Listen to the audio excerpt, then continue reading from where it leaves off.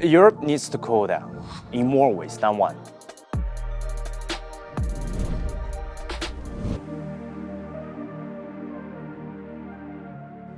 I don't know when it started, but every summer, something about the weather would drive me to talk about it. And this year is no exception. Europe. The Europeans are not having great days these days. According to reports, killer heat waves are scorching parts of the continent. Some regions have recorded 18 degrees Celsius above the seasonal average. Nearly half of its 850 largest cities are enduring the worst ever heat stress. The incomplete tally has already put the fatalities at the thousands level. One of the byproducts of the record heat is the demand for something cool. And this year, that's Chinese air conditioners. One standout product is the PortaSplit, a portable split air conditioner. Demand has been so strong that secondhand units are now selling for more than new ones in some markets. Midea says sales of its PortaSplit models in France, Spain, Germany, and the UK have all increased by more than 70% year-on-year, driven by soaring temperatures. The proverbial wisdom is to not kick somebody when they're down. But I've got to ask, to those in Europe who wants to decouple, de-risk, whatever the nomenclature, what can you do right now without China? Let's just talk air conditioners for fairness sake, okay? China accounts for 70–80% of global air conditioner manufacturing. It's the largest exporter, taking up 40% of the global volume. In Germany, Midea and Haier combined own nearly 60% of the market share. In Netherlands, Italy, Spain, Chinese companies are top-tier players. China is, at the same time, the largest AC exporter to Europe and has the fastest growing presence. Its brands accounted for 27% of the European market share in 2023.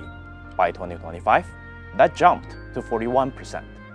And I don't even need to talk about the big stuff myself. I'll let the Europeans speak for me. Now speaking for maybe as a German, I would see that we would have to step up our game as a German car industry, learn from the Chinese and really adapt to it and face the competition. With China having collapsed the price of its solar panel production, now renewable projects in Europe and Africa, for instance, have become much cheaper, which is a plus because now developers can achieve their project easier way and faster. Europe-Chinese relations is the key to stabilize the world in this disarray. Without European-Chinese cooperation, it's very hard to see how we can create this stable global governance. Europe has long been keenly sensitive to climate change. Hopefully, this heat wave will make the Europeans realize that closer cooperation with China will only cool down the heat and benefit the human society as a whole. That it is far better to welcome China's solar products, its ACs and electric vehicles in, rather than shut them out.